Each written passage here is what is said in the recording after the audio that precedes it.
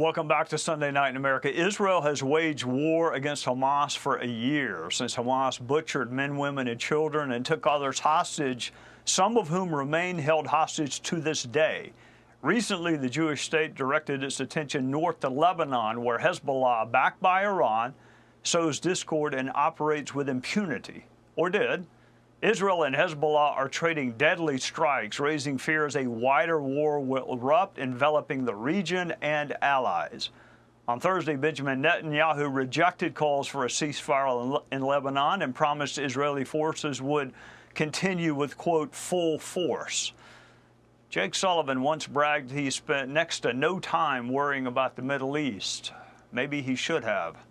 Joining us is former Secretary of State, former CIA Director, and Fox News contributor Mike Pompeo. Welcome, Mr. Secretary. Thank you for your service. Unless one has visited Israel, you cannot appreciate just how small that country is. There's war to the south and now to the north. Where is this headed in your judgment? Well, Trey, it's always great to be with you. Always great to be in America on a Sunday night talking about important things. Look, the answer to that depends on the United States of America and its leadership. If we continue to demand that the Israelis stand down, we call it a ceasefire, tell them that they're roughly the moral equivalent of Hamas. If Secretary Austin one more time says, gosh, we're worried about escalation, the risk that this becomes a wider conflict is very, very real. If instead, Trey, you know this, if instead the United States of America says, good riddance to Nasrallah, good riddance to the leadership of Hamas, we know that this is driven by the Iranian regime, and we, the United States, are prepared to allow and encourage and provide assistance so that Israel can finish the job and actually take down the infrastructure that threatens them. Not only will Israel be safer, not only will they be able to get their tens of thousands of people back in their homes in the northern part of their country that they've had to flee, but the entire region will be safer. The Gulf states will no longer have to fear Iranian attacks into them. And the United States of America will be far safer as well. We'll get back to a model that delivered peace and prosperity for 4 years under President Trump. Mr. Secretary, let's listen to Prime Minister Netanyahu together, and then I'll ask you about it on the other side. Israel seeks peace. Israel yearns for peace. Israel has made peace and will make peace again.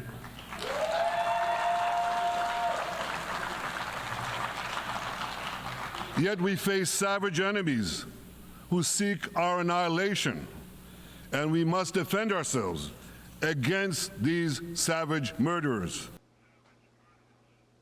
All right, Mr. Secretary, when you left public service, there was peace in the Middle East, and we were on the verge, the cusp of truly historic agreements. And now war rages everywhere. What happened? When America abandons the stage, Trey, when America fails to lead, when our friends lose confidence in us and our adversaries don't fear us, you get exactly what we have, not only in the Middle East, but in Europe today as well, in Ukraine.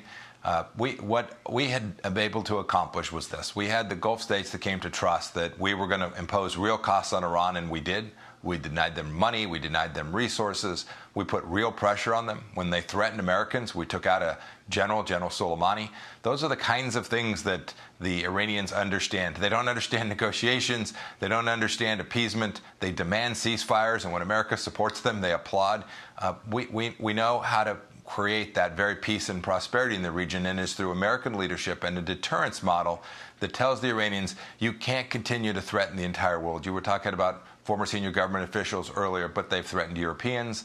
They've certainly taken hostages, including Americans that are still held in Gaza to this day. It's so seldom spoken about.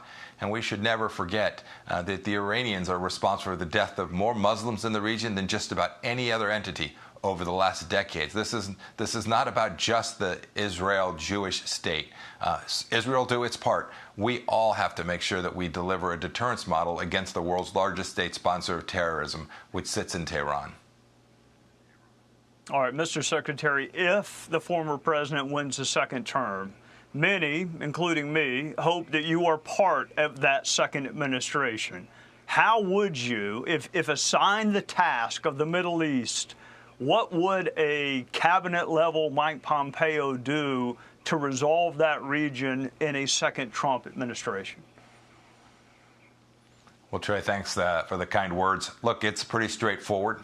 You make clear who our friends are, the nation of Israel. You make very clear that we support the Emiratis, the Saudis, the Kuwaitis, the Bahrainis, all the Gulf states. We're not going to call them a pariah.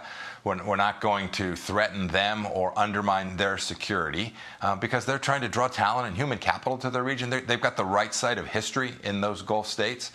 And then we would impose a real pressure on the Iranian regime and make clear, if you threaten Americans, if you kill Israelis, if you take hostages, we're not going to just say, gosh, can't we all just get along, let's stand down and have a ceasefire. We're going to impose real costs, financial costs, diplomatic costs, political costs, and indeed we would find ways to make it very clear to the Ayatollah that continuing down this path is not in his best interest. We did it for 4 years. I am very confident that we can do it again. Mike Pompeo, who has been Thank you, Trey. asked to answer the call many, many times by his country and has done so. Thank you for joining us on a Sunday night. Thanks, Trey. Hey, Sean Hannity here. Hey, click here to subscribe to Fox News YouTube page and catch our hottest interviews and most compelling analysis. You will not get it anywhere else.